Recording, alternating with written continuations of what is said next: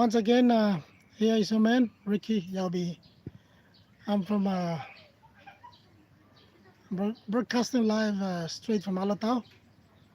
I just want to share some little thoughts in regard to the principles of practice, regardless of what nationality you're from, what ethnicity you're from. I believe the principles of practice are always the same, they're universal.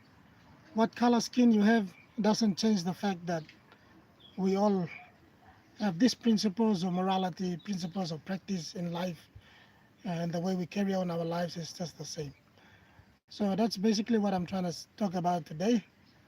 This is Sunday, the 23rd of October 2023, here in Alata, Malay province of Papua New Guinea.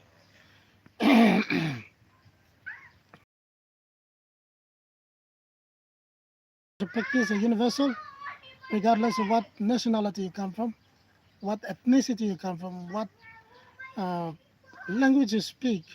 The principles communicated, uh, it transcends the boundaries of ethnicity, nationality, creed, color, and everything. So basically, uh, probably intelligently, people communicated in their own language to the different languages that they represent wherever they come from. So if you're from another language, you probably be unintelligible for you, but if you can convert it to your own understanding, that'll be good for you. So that is how I believe principles can be translated and spoken to different languages and ethnicities and different backgrounds. And mind you, this is also not uh, excluding your ability, the ability to uh, uh, comprehend things because you attended probably an institution or you have some educational background. It doesn't matter. The principles of practice and morality are universal.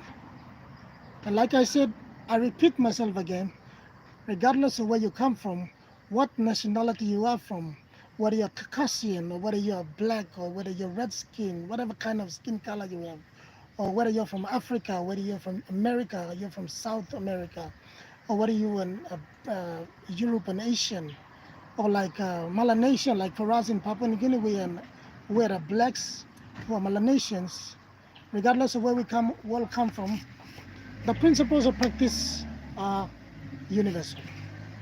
And that is why a lot of things like I would like to talk about one of the pressing, probably the pressing negative mindset that always plagues people right across the world.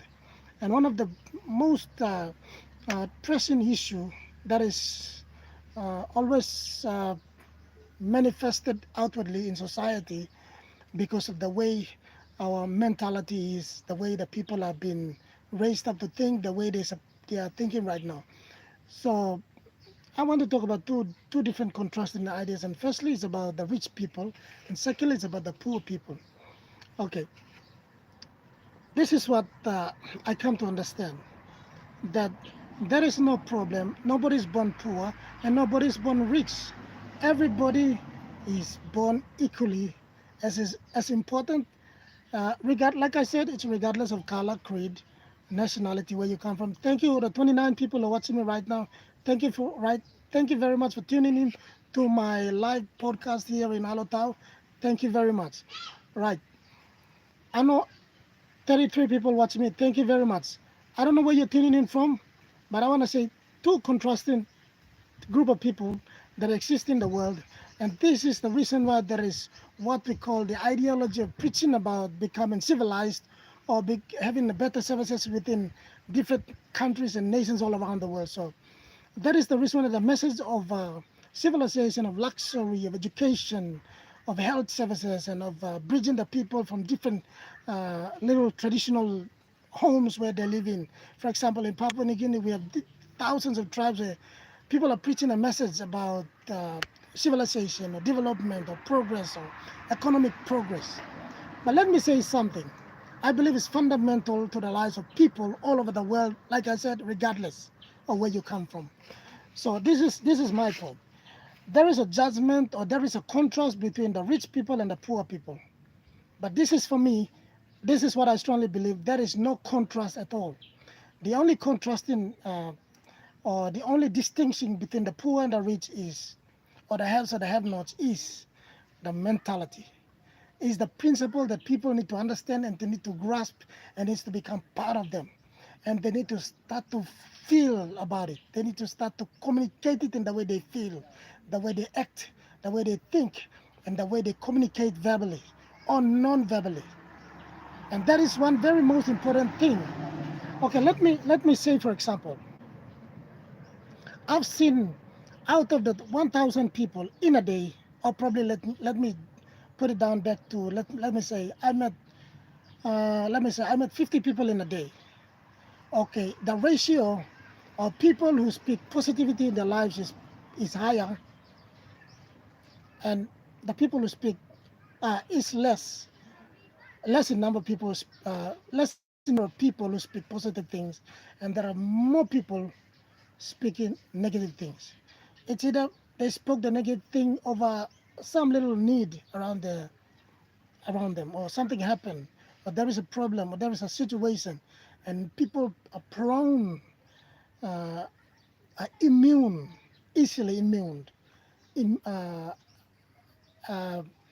prone to speak negativity about either their own situation or about other people's situation. So that is one of the biggest problem, or I'd say is a big issue in the lives of a lot of people. And I'm saying this not because I made a right thing. At one point in my life, I probably spoke negativity. Out of the probably 1,000 words I speak in a day, and a woman probably speaks more words in a day than men.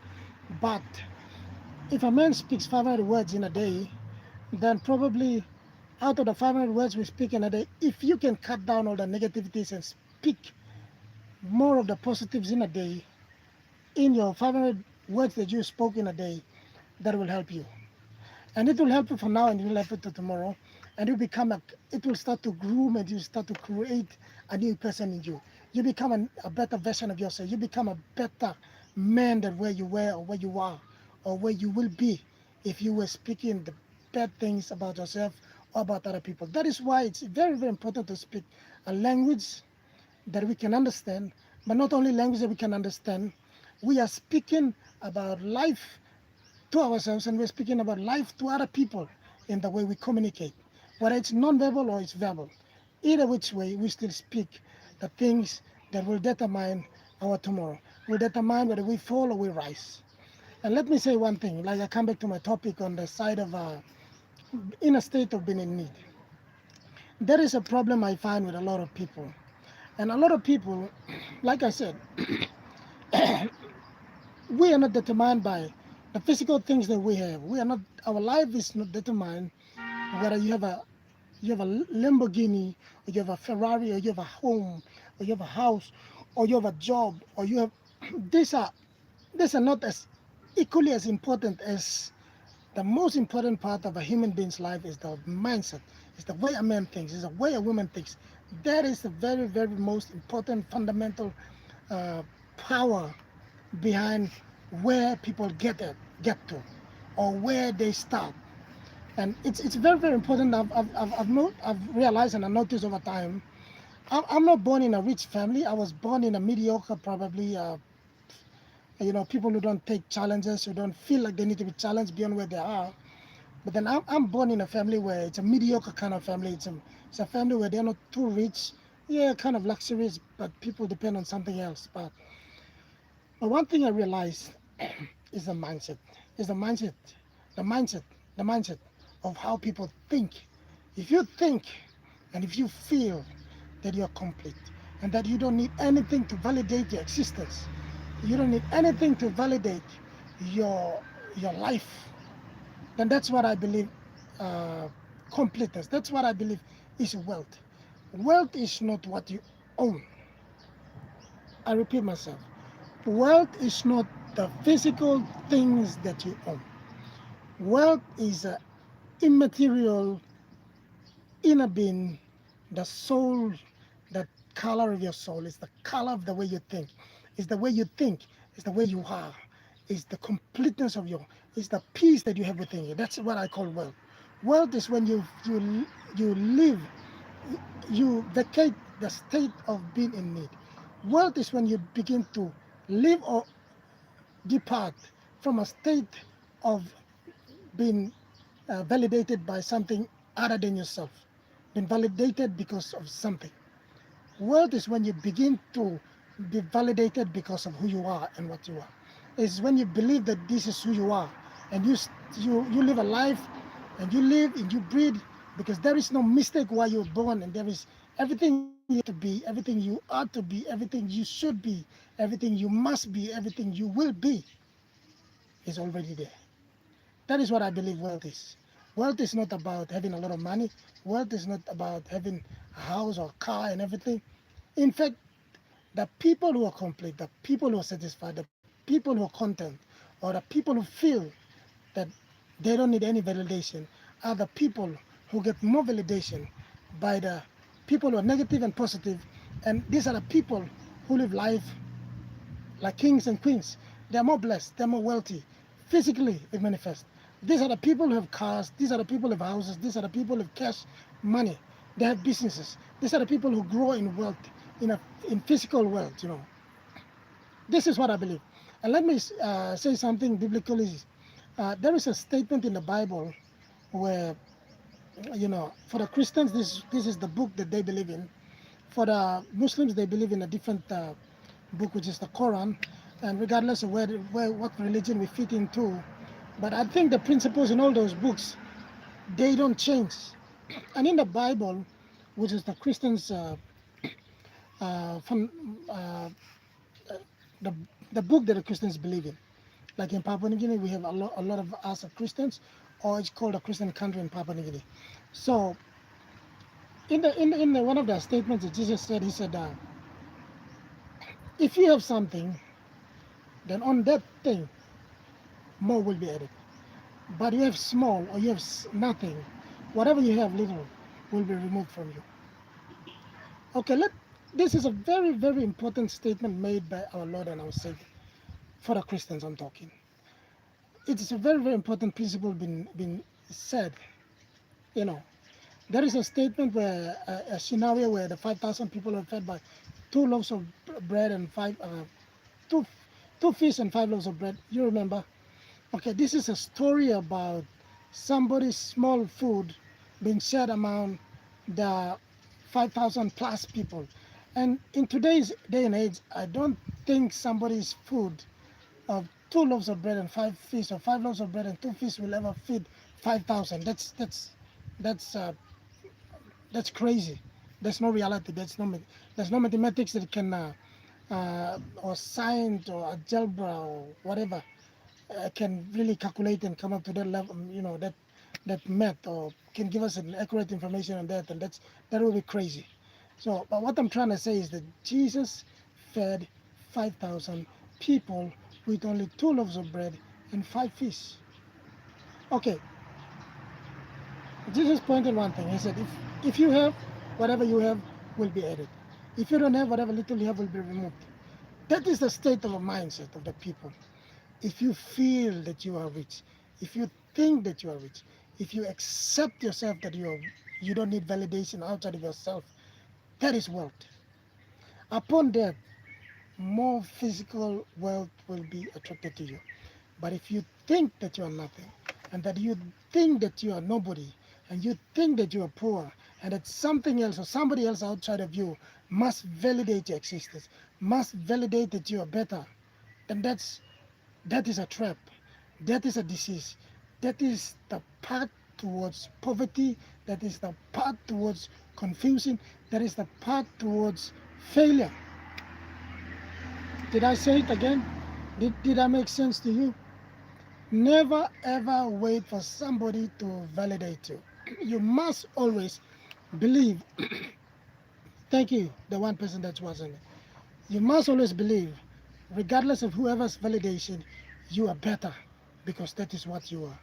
If you didn't have what, if you were not alive, then there is no value because you were not born, you were not brought into this world. You are as equally as valuable and as important, as wealthy as Elon Musk or Bill Gates or uh, all the rich people in Papua New Guinea or in Australia, in South Africa or in USA. How many billions of people, Jack Ma probably, how many billionaires in the world? Jeff Bezos or the person who owns Google, the owner of Twitter, the owner of Instagram, the owner of Facebook, Mark Zuckerberg, if the owner of YouTube, yeah, or Instagram, if you think that you are not better than those wealthy people, that is the biggest trap to yourself. You actually killed yourself even before you started to breathe. So that is a very, very big um, stop. It's a big warning for each and every person not to ever think that they need validation, that they are better, that they are worse than somebody else. Never compare yourself. Wealth is the satisfaction you find, you feel, the completeness you feel within your soul that you are better, because that is what you are, because you're already better. You don't need anybody to validate you. That is the mindset to wealth creation. That is the mindset towards becoming better in life. Yes. Thank you very much. This is just a short, there's a lot of things I would like to share, but it's just a little speech from me. Thank you and good day, everyone. Bye for now. You could go through.